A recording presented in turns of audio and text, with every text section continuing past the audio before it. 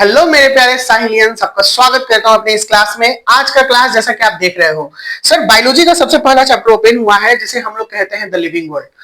लेकिन ये यूनिट जो है, इस यूनिट का नाम है diversity in the living world.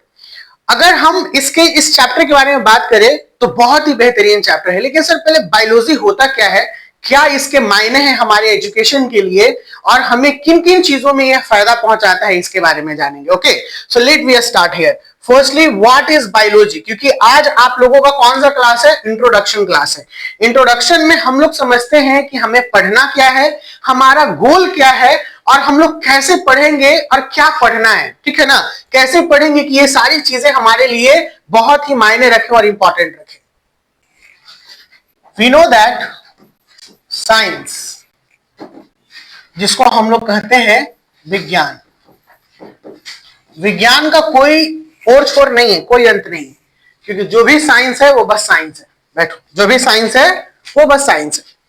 लेकिन साइंस जो है एक ऐसा स्ट्रीम लेके आता है, साइंस एक ऐसा स्ट्रीम लेके आता है। स्ट्रीम का मतलब जब हम लोग इंटरमीडिएट में आते हैं, ठीक है, तो हमारे सारे स्ट्रीम चेंज हो जाते हैं। यानी we have the three stream we study according to the major stream.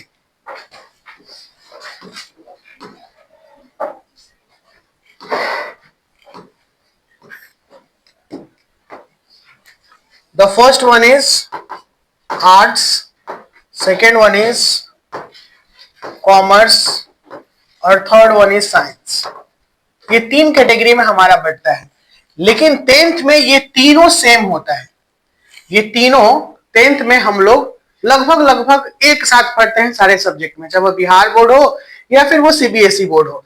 क्यों? क्योंकि कॉमर्स में आपको इकोनॉमिक्स पढ़ना होता है, साइंस में एसएसटी में सारे चीज पढ़ने होते हैं, जैसे सोशियोलॉजी हो गया, ज्योग्राफी हो गया वगैरह। और उसके बाद आपका साइंस का तीन बुक आता है, फिजिक्स, केम एंड बायोलॉजी। ये तीनों अलग होता है 9th 10th में। 8 तक शायद ये साथ में रखता है कोई कोई स्कूल और कोई कोई अलग कर देता है। अब ये तीनों सेक्शन को जो 10th में साथ है, ये तीनों को सेपरेट करने के पीछे वजह है कि we have a study in details, complete details में पढ़ना है। और उसके बावजूद भी जो हम लोग डिटेल्स में पढ़ रहे हैं, अब हमें लाइफ के लिए what we choose in our life और आवर फ्यूचर मेकिंग के लिए हमें क्या गोल डिसाइड करना है, उसके अकॉर्डिंग हम लोग अपने सब्जेक्ट को चुन लेते हैं। अगर हमें सिविल सर्विसेज में जाना है हम ये लेते हैं, अगर हमें बैंकिंग सीए में जाना है हम लोग ये लेते हैं, अगर हमें इंजीनियरिंग और डॉक्टरी लाइन में जाना है तो हम लोग ये लेते हैं। इवन यहाँ पे बायो के साथ क्या जुड़ जाता है? एक मैथ्स जुड़ जाता है। कोई दिक्कत क्या? ये था कि हम कौन सा सब्जेक्ट लेके हमें लाइफ में आगे क्या करना है। ये डिसीजन सबसे जरूरी है, क्योंकि पढ़ाई इसी पे बेस्ड होता है। हम पढ़ रहे हैं और हमें पता ही नहीं है कि हम किस लिए पढ़ रहे हैं, तो फिर वो पढ़ाई बेकार हो जाएगी। आगे जाके फिर आप लोग बहुत मुश्किल में फंसिएगा कि अब मैं क्या करूं, ये करूं कि वो करूं। तो सबसे पहले you have to make your decision कि मुझे किस लाइन में जाना है, और इसी के अकॉर्डिंग आप चुनिएगा तो आपको इंटरेस्ट बहुत ज्यादा जगेगा। Come to the next one. Science जो आया है एक लैटिन वर्ड से आया है। कौन से लैटिन वर्ड से आया है? एनीवन एल्स हु सेज मी? कोई तो बोलिए। साइंस एक लैटिन वर्ड से आया है? नहीं, साइंस एक लैटिन वर्ड से आया जिसका नाम है साइंसिया। क्या नाम है? साइंसिया। इस साइंसिया का मतलब होता है gain of knowledge. What? Gain of knowledge. It's mean ज्ञान का संग्रह। That is series by series. Science कहता है कि अगर कोई भी चीज हम बोलेंगे तो वो हम प्रूव्ड करके बोलेंगे।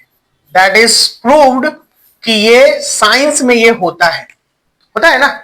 साइंस का कोई भी चीज यूं ही नहीं बात करेगा, इसका मतलब है कि वो प्रमाणित है, वो प्रमाणित कर देगा।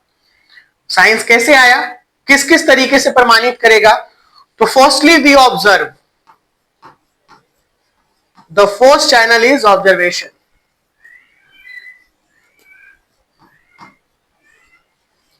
किसी चीज के बारे में सोचना, ऑब्जर्व करना, ठीक है। The second channel is hypothesis, अनुमान लगाना कि अच्छा ये ऐसे हुआ है, समझ में आ रहा है। The third one is experiment. इस हाइपोथेसिस के बाद हम लोग इसी को एक्सपेरिमेंट में चेंज करेंगे, सारे एक्सपेरिमेंट करेंगे कि अच्छा जो मैं सोच रहा हूं ये प्रमाणित है या नहीं है, ये है कि नहीं है, ये हो रहा है कि नहीं आ रहा है, मेरे पास रिजल्ट आ रहा है कि नहीं आ रहा है।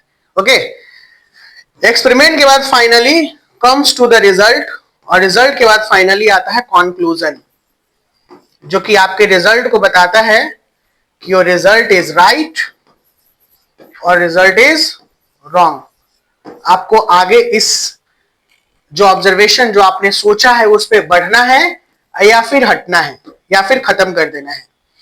अभी रिसेंट में एक मूवी आया था, आप मूवी देखे होंगे मर्दानी 3, या नहीं देखे हैं तो शायद हर एक अभी मूवी में कुछ न कुछ ऐसे थीम को डाल दिया जाता है कि लोगों के लिए वो नॉलेजेबल का काम करता है। मूवी इंटरटेनिंग का पर्पस है, लेकिन उस मूवी को हम इंटरटेन की वजह से देख रहे हैं या नॉलेज की वजह से देख रहे हैं, डिसाइड यू कि क्या आप कर रहे हैं।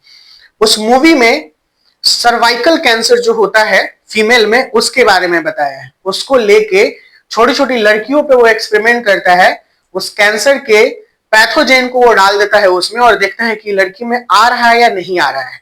ओके, उसमें लास्ट में ये थीम बताया है आपको, और रियली शुरुआत में सस्पेंस में रखता है, लेकिन लास्ट में क्लियर करता है कि छोटे छोटे बच्चियों को किडनैप करके उसके ऊपर एक्सपेरिमेंट करता है, और जो एक पॉजिटिव आ जाते हैं उनको वो मार के फेंक देता है, और जो नेगेटिव रहता है उसको ऑब्जर्वेशन में रखता है। ठीक है ना, ये सारी चीजों को देखने के लिए, और फाइनली रिजल्ट लाके कंक्लूजन करके कहता है कि ये लड़कियां पॉजिटिव क्यों आई, ये लड़कियां नेगेटिव क्यों आई।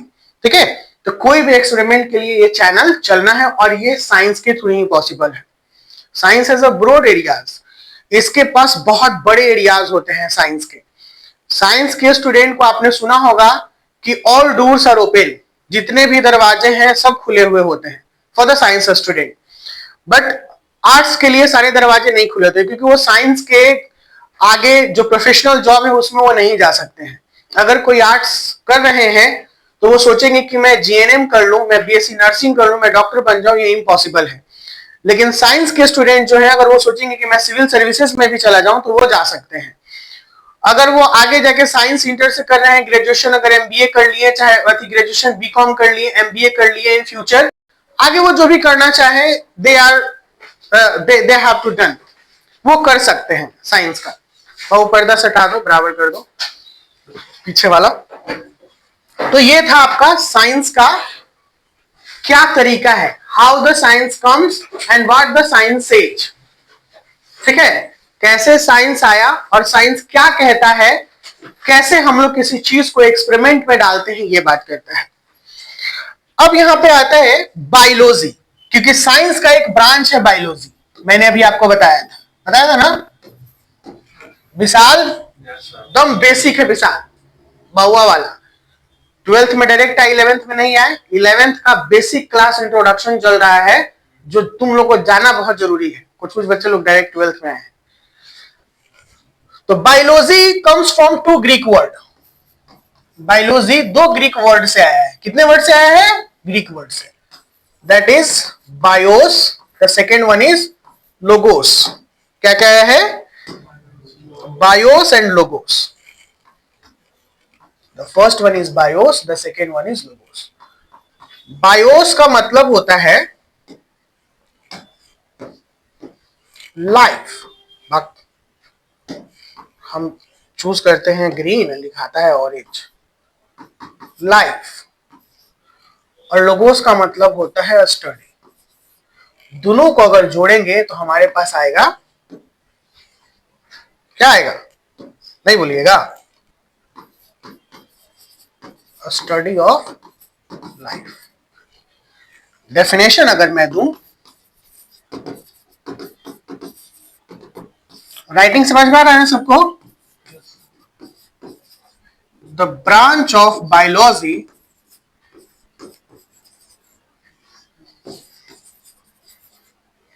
deals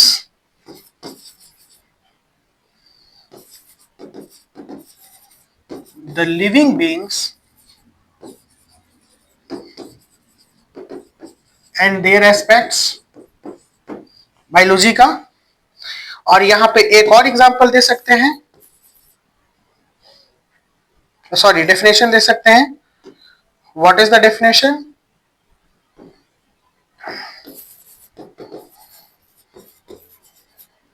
biology is the branch of science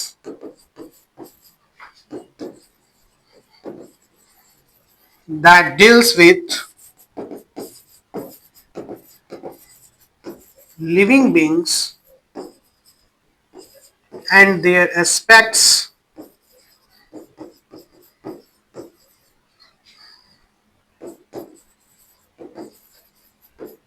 on this earth.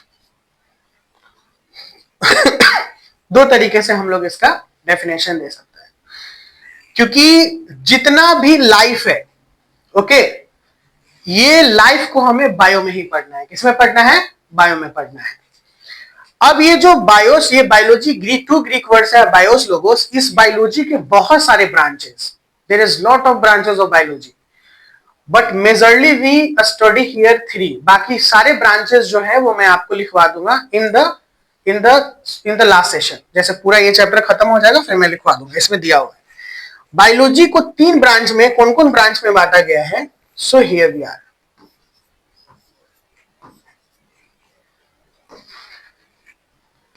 The first one is botany. The second one zoology. The third one microbiology. ठीक है, ये 3 चीज. और इस टोटल जो बायोलॉजी के फादर कहे जाते हैं, शुरुआत में बहुत ही अनकॉम्प्लिकेटेड चीजों को छोड़ दिए थे. अरस्तु ने बताया था कि बायोलॉजी इस दुनिया में जितने भी जीव हैं सब हैं, अरिस्टोटल. फिर बाद में चीजों को पढ़ा तो सिर्फ देखने के बेसिस पे उन्होंने किया कि एक प्लांट है और एक एनिमल है. तो प्लांट को रख दिया उन्होंने बॉटनी में और एनिमल को रख दिया उन्होंने जूलॉजी में. लेकिन जब अलग अलग साइंटिस्ट आए तो एक अलग जीव भी पता चला कि कुछ सूक्ष्म जीव भी होते हैं, तो उनको किसके कैटेगरी में रखेंगे? तो उनको फिर रखा गया माइक्रोबायोलॉजी के अंदर. माइक्रो का मतलब होता है वेरी वेरी स्मॉल, बायोलॉजी का मतलब the living being. Okay, the study of life that we study. Microbiology का और नाम है? जैसे कोई नाम और दूसरा भी है? नहीं, बैक्टीरियोलॉजी क्या, तो वो तो फिर माइक्रोबायोलॉजी के अंदर में और भी बहुत सारी चीजें, बैक्टीरियोलॉजी आ जाएगा, अल्गोलॉजी आ जाएगा, ठीक है ना. फिर फंगोलॉजी आ जाएगा जिसको हम लोग माइक्रोबायोलॉजी कहते हैं, बहुत सारे. लेकिन माइक्रोबायोलॉजी है. एक बायोटेक्नोलॉजी होता है तो वो अलग हो गया, उसमें टेक्निकल चीजों के बारे में बात करेगा. जैसे कुछ और पढ़े थे क्या तुम, दिमाग में नहीं आ रहा है? माइक्रोबायोलॉजी ही है. इस बॉटनी के फादर हैं थियोप्रास्टस. लिखवा देते हैं हम. कहेगा सर कहे आधार उधार छोड़. हमने क्या देखा अभी? हमने देखा बायोलॉजी. ऐसे हालांकि ये सब मैं लिखवाऊंगा.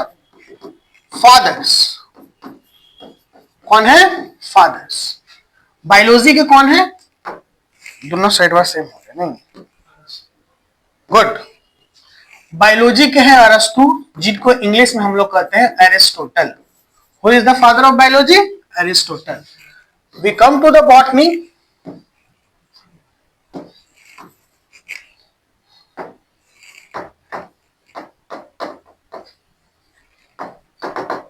इसके हैं Theophrastus.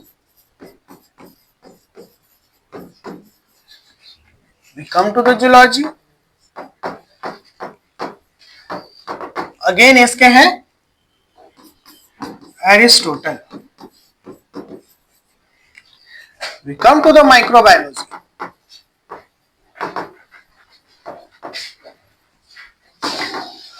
We come to the microbiology. Who is here? Anton von Leeuwenhoek.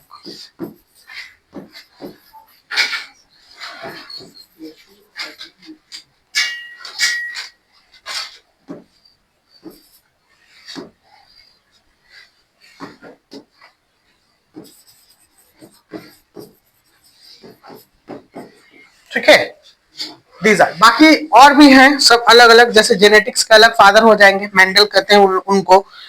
तो ये सब है. तो अभी जो हमने देखा कि द फादर्स ऑफ बायोलॉजी हमने समझा बायोलॉजी के बहुत सारे ब्रांच, क्योंकि बायोलॉजी एक एरिया में बटा हुआ नहीं है। अब मैं जो आपको समझाऊंगा, अभी तक ये बेसिक क्लास का एकदम इंट्रोडक्शन, जो कि कोई भी पूछेगा और ये जानना है, ये नहीं जानिएगा तो फिर वो लोग कहेंगे कि कहाँ जाने आप बायोलॉजी में, ये नहीं पढ़े तो कहाँ पढ़े बायोलॉजी में, कौन मास्टर पढ़ा दिया, मेरा नाम मत लीजिएगा। I so here we are, now we come to your class. मैं दे दूंगा लिखने के लिए, दे दूंगा बस बस। Now, what we study in class 11th and how we study in class 11th. Okay, what we study in class 11th and how we study in class 11th. In class 11th, there are 5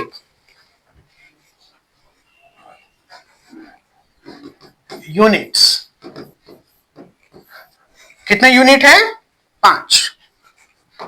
The first unit is diversity in the living world.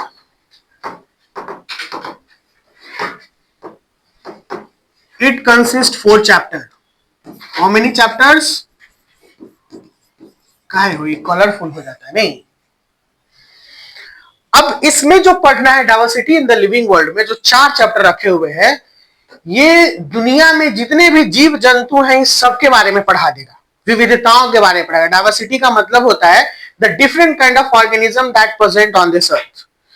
How many kind of organism? According to your NCERT book, 1.7 to 1.8 million. In 1 million, how many lakh? Anyone says? 1 million equal to कितना लाख होता है? एकदम घबराना नहीं, अरे गलती होगा हम है ना। Good, very good. 1 मिलियन में 10 लाख होता है, तो 1.7 में कितना लाख? 1.7। हाँ, 1.7 मिलियन में कितना लाख? बोलो बाबू। 10,70,000। नहीं, 1.7 मिलियन। हाँ 17 लाख। गुड, 17 लाख। कितना lakh? 17। 1.7 to 1.8 million according to NCERT. कहता है एनसीईआरटी कि अभी तक हम लोग 1.7 मिलियन से 1.8 मिलियन जीव जंतुओं को जानते हैं। इसमें पौधा और जानवर दोनों मिला हुआ है, यानी 17 से 18 लाख जीव जंतुओं के बारे में पढ़ना है। तो अगर एक एक करके हम लोग पढ़ेंगे तो क्या होगा? अगर हम लोग एक एक करके पढ़ेंगे सबको तो क्या होगा? सर बूढ़े भी हो जाएंगे ना, फिर भी पूरा नहीं होगा। बायोलॉजी को पढ़ते पढ़ते बूढ़ा आ जाएंगे, ब्याहो नहीं होगा। हमनी के कहेगा कि लड़का भी पढ़िए रहे तो ब्याह काची से करे, नहीं, पढ़ाई से। विशाल, बड़ी गंभीर बात है। तो इसीलिए साइंटिस्ट लोगों ने एक न्यू तरीका ढूंढा जिसको सिस्टमेटिक्स कहते हैं, और इसको रखा गया बायोलॉजिकल क्लासिफिकेशन के अंदर। यानी जितने भी जीव जंतु हैं उसको क्लासिफाई किया गया, वर्गीकृत किया गया। लिविंग वर्ल्ड में मैं समझाऊंगा, बायोलॉजिकल क्लासिफिकेशन में चैप्टर को ज्यादा नहीं खींचूंगा। तो लिविंग वर्ल्ड में आपको बताएगा कि कितने जीव जंतु कैसे हैं और कैसे इनको अरेंज किया जाता है। बायोलॉजिकल क्लासिफिकेशन में कितने डिवीजन में बांटा गया है, कितने फाइलम में बांटा गया है, ये पूरा चर्चा करेगा। तीसरा है प्लांट किंगडम, जो स्पेशली पढ़ना है। प्लांट किंगडम तीसरा चैप्टर जिसको स्पेशली पढ़ना है, तो प्लांट किंगडम में पूरे प्लांट जाति को पढ़िएगा, जिसको 5 डिवीजन में बांटा गया है। थैलोफाइटा, ब्रायोफाइटा, टेरिडोफाइटा, जिम्नोस्पर्म और एंजियोस्पर्म, जो कि अभी आप लोग के क्लास 12th में sexual reproduction in flowering plant में भव्य चर्चाएं है। देखिए ना, 11th से 12th जुड़ा हुआ है, और मैंने कोई भी पोर्शन आप लोग को छोड़ा नहीं है। अगर 11th का भी है तो वो भी मैंने बताते चला है। और जो चौथा चैप्टर है वो है एनिमल किंगडम या किंगडम एनिमेलिया, जिसमें पूरे जंतु जगत को यानी पूरे एनिमल्स को पढ़ना है, पोरीफेरा से लेके कॉर्डाटा तक। ठीक है ना। प्रोटोजोआ को छोड़ दिया है क्योंकि प्रोटोजोआ को मोनेरा में पढ़ना है हम लोग को। पूरे किंगडम को, किंगडम को 5 भागों में बांटा है। पूरे किंगडम को मोनेरा, प्रोटिस्टा, फंगी, प्लांटाई और एनिमेलिया। तो मोनेरा जो है उसमें हम लोग मोनेरा और प्रोटिस्टा में जितने भी माइक्रो ऑर्गेनिज्म वाले कहानी है उसको पढ़ लेते हैं। तो यहाँ पे पोरीफेरा से स्टार्ट करेगा और कॉर्डाटा पे लाके खत्म कर देगा, जिसमें हम लोग क्लासेस 5 पढ़ेंगे। पीसेस, एम्फीबिया, रेप्टिलिया, उसके बाद एव्स और फिर मैमेलिया। मैमेलिया में हम लोग आते हैं मैमल्स, ये पढ़िएगा। तो ये 4 चैप्टर रखा। सेकेंड जो है आपका the second unit known as morphology और एनाटॉमी, ठीक है ना, morphology of flowering plant and anatomy. Second unit देख लीजिए, ठीक है बाबू, है सबसे आगे कंटेंट में, है ना। और ऐसे structural organisation in plant and animal बोलते हैं मॉर्फोलॉजी और एनाटॉमी, ठीक है, जिसे एक नाम दिया गया इसको स्ट्रक्चरल ऑर्गेनाइजेशन। और ये स्ट्रक्चरल ऑर्गेनाइजेशन किसमें क्या है, ये है प्लांट और एनिमल का, प्लांट एंड एनिमल। कुछ सिलेबस को रिवाइज किया गया है, पहले कॉकरोच पढ़ते थे, अब हमें फ्रॉग को पढ़ना है। कॉकरोच को हटा दिया है, फ्रॉग का चीर फाड़ करेंगे, उसका लेदरी पचौनी निकालेंगे, देखेंगे कि क्या है उसमें, इंटेस्टाइन कहाँ है, फेफड़ा कहाँ है, फीमेल मेल पार्ट कहाँ है, कैसा दिखता है कॉकरोच। प्रैक्टिकल में बोर्ड पे देखेंगे, चीर फाड़ नहीं करेंगे, नहीं तो फिर केस हो जाएगा हम लोग के ऊपर डरना नहीं है, ठीक है। कहे कि जानवरों का जीव हत्या करना मना है, मेनका गांधी के द्वारा एक आया था ये बिल कि आपको कोई भी जीव जंतुओं को हत्या करना मना है, एज ए एक्सपेरिमेंट के लिए या फिर एथी के लिए। इसीलिए अब कोई भी स्कूल में चाहे बड़े बड़े कॉलेजेस में लैब में आपको जो पढ़ाएगा वो फोटो पे पढ़ाता है। किस पे पढ़ाता है? फोटो पे। तो हम लोग यहाँ देखेंगे, इसमें 3 चैप्टर है। पहला है मॉर्फोलॉजी ऑफ फ्लावरिंग प्लांट, दूसरा है एनाटॉमी ऑफ फ्लावरिंग प्लांट या एनाटॉमी ऑफ प्लांट्स, और तीसरा स्ट्रक्चरल ऑर्गेनाइजेशन इन एनिमल, जिसमें दोनों पढ़ेंगे हम लोग, उसका मॉर्फोलॉजी और एनाटॉमी दोनों। तीसरा यूनिट जो है, थर्ड यूनिट, ये है सेल बायोलॉजी। कौन है? Cell biology. कई जगहों पर आपको यहां से शुरू करेगा, या जितने भी आपके ऑनलाइन प्लेटफॉर्म हैं वो यहीं से शुरू करता है। सर क्यों यहां से शुरू करता है? आपको कुछ पता है क्यों शुरू करता है? आपके साहिल सर यहां से शुरू नहीं करेंगे, एकदम 1 by 1 शुरू करेंगे। इसके पीछे रीजन है क्योंकि आपका जो एग्जामिनर एग्जामिनेशन लेगा वो डायरेक्ट सेल से थोड़ी ले लेगा, कंटेंट वाइज लेता है, आगे से लेगा वो, ठीक है, इधर उधर से नहीं लेगा। बिहार बोर्ड अगर आपका एग्जाम लेगा या सीबीएसई आपका एग्जाम लेगा 11th का, तो आपको ऊपर से नीचे लेता है। डायरेक्ट सेल बायोलॉजी पढ़ेंगे तो सेल बायोलॉजी में ही कितना टीचर लोग जो होते हैं वो समय निकाल देते हैं 1.5 से 2 महीना, और उसके बाद फर्स्ट सेमेस्टर का एग्जाम चला आता है सीबीएसई का और ये बिहार बोर्ड का जो ट्राइमेस्टर एग्जाम है ना, 3-3 महीना पे ले रहा। पहले तो महीने महीने लेता था, अब 3 महीने पे लेता है। तो सीबीएसई में भी है और इसमें भी है। सेल बायोलॉजी इसलिए सब पढ़ाते हैं ना कि उनसे उनका पकड़ बहुत अच्छा होता है, बच्चे लोग को खूब एकदम पूरा डिटेल में अच्छा से सुंदर से सेल बायोलॉजी रगड़ के पढ़ा देते हैं। नहीं तो यहाँ 1 by 1 चलेगा। सेल बायोलॉजी में 3 चैप्टर। कितने चैप्टर?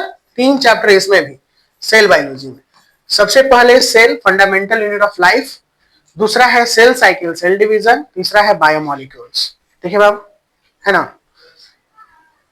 3 चैप्टर इसमें है। आगे आइए चौथे यूनिट पे, सबसे important unit, that is known as plant physiology. Which physiology?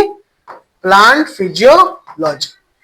Physiology नाम सुनते ही आपके शरीर में वाइब्रेशन होना चाहिए।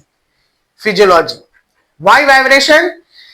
ये प्लांट और जो 5वां यूनिट है animal physiology, this is the lifeline of your competitive examination. Lifeline animal physiology. हालांकि सारे इंपॉर्टेंट कंटेंट है, बट प्लांट और एनिमल फिजियोलॉजी में जो चीज आप सीखिएगा, प्लांट तो खैर बहुत लोग इंटरेस्ट नहीं लेते हैं, थोड़ा पकाऊ लगेगा, लेकिन जैसे ही एनिमल फिजियोलॉजी पे जब आप आओगे तो उसका इंटरेस्टिंग 4 गुना बढ़ जाएगा। Because we know our digestive system, circulatory system, respiratory system, excretory system, और आप फील कीजिएगा कि रियली आवर बॉडी, जैसे हमारा शरीर ऐसे काम करता है। वाह, कैसे देखते हैं हम लोग, फील क्या करते हैं, यूरिन के लिए क्या क्या इसमें मिला हुआ होता है। Complete our body is a machine. हमारा शरीर एक कंप्लीट मशीन है, और हम लोग अभी तक नहीं जानते हैं कि वो ऐसे भी काम करता है, और मशीन को हमें अच्छे ढंग से रखना जरूरी है।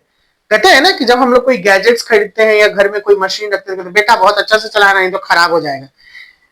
लेकिन हम लोग अपने शरीर पे ही ध्यान नहीं देते हैं। हमारा जो मशीन है, हमारा शरीर, ध्यान देते हैं क्या? नहीं देते हैं। ध्यान देना है, ये सिखाया जाएगा कैसे क्या। तो we have completed in class 11 the 5 unit. This 5 unit consists your 22 chapters. ठीक है, बट इन सीबीएसई जो न्यूज रिवाइज होके एनसीईआरटी आया है, टोटल 19 चैप्टर है। अब आपका कितना चैप्टर है? 19 चैप्टर है। तो we completely focus on this 19 chapter. If we have the extra time, then we focused on the 3 chapter extra also. Okay. In Sahilin Academy, you study all 22 chapters. Revised करके आपको नहीं पढ़ाया जाएगा. Okay? You got it? तो आज के session में हम लोग इतना ही रहने देते हैं. जानी अच्छा खासा समझी, ठीक है ना? क्लास 12 है, इन लोगों को ले लेते हैं. कल आपके चैप्टर का ये जो कंटेंट है वो मैं समझा दूंगा. If you have any doubt then ask me. सब समझ में आया अच्छे से? बायोलॉजी के फादर कौन? जूलॉजी के? बॉटनी के? थियोप्लास्टस. गुड. बायोलॉजी किस 2 वर्ड से आया है? BIOS and logos. और कहां से? लैटिन से या ग्रीक से? Good.